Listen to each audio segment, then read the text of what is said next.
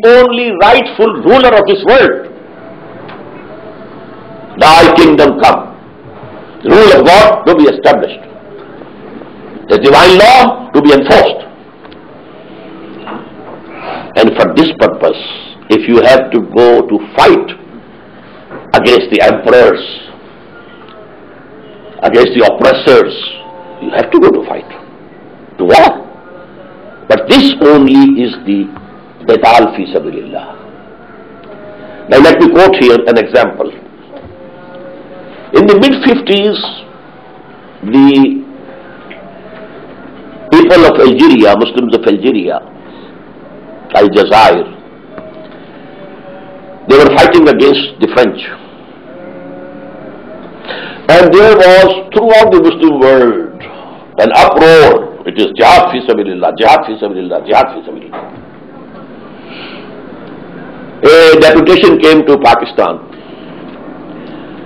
There were two persons. One, a colonel of the army. He was clean shaved. And another, a very big alim of Algiers.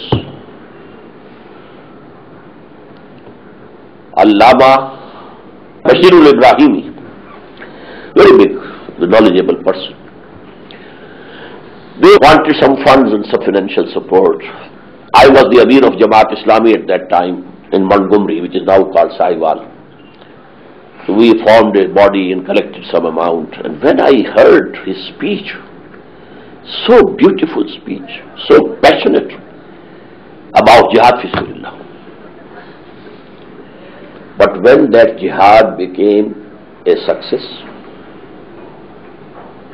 a socialist state was established. How come? If it was jihad fi sabilillah, an Islamic state should have come into force. Means it was not jihad fi sabilillah. It was jihad for freedom. Okay. It is permissible. You are allowed to snatch your rights. Even with force, yes. America fought the Britishers to get independence. Then they fought among themselves on the question of slavery, etc., etc. That has to be there.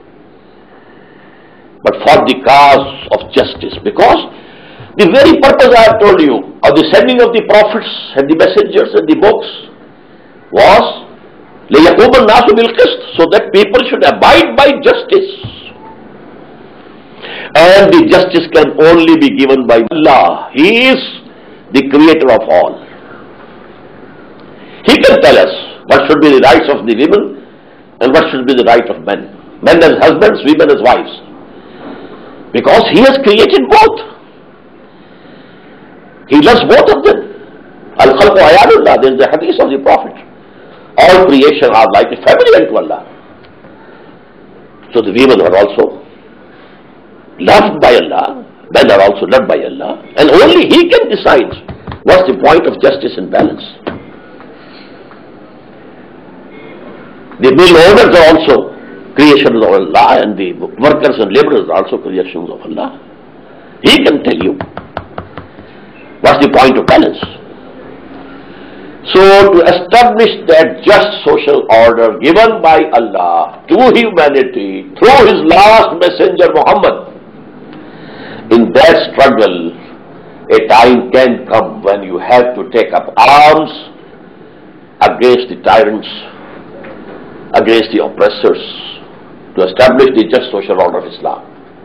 But one point more.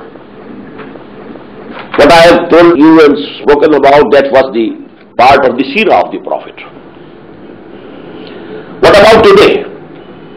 For example, in Pakistan, we want to establish Islamic State. Is it feasible at any stage that we take up arms against the government? It's not feasible. Masses are without arms. And the government, the people, those people who form the power base in this society, the big landlords, the big landowners, or the big moneyed class, they are in the government. So, it is not feasible. They have police, they have army, they have air force. Hafiz al-Assad used air force against Ikhwan in Syria. Destroyed the whole city of Hama. We have ourselves used air force in Balochistan. There was a movement of secession from Pakistan. So we used air force.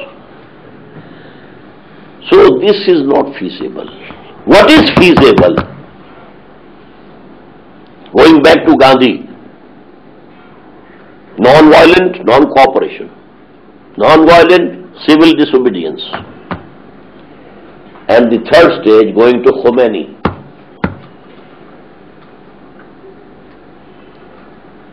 In unarmed revolt against the people in power. A mass movement, not using arms, ready to lay down their own lives. The Iranians laid down their lives in thousands, between 20 and 30,000 people. Then the Shah had to run away for his life. He thought that this army will revolt against me. Why not to kill this one person? How long will we go on killing our brothers? Who are they?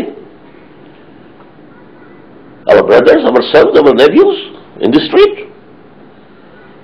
So that is the answer of the final push. A mass movement and agitation. It can be the best form also as it happened in Georgia perhaps, just recently. But here, they have to lay down their lives. But they will not take the life of anybody. It will be one-sided war, not two-sided. I think this should be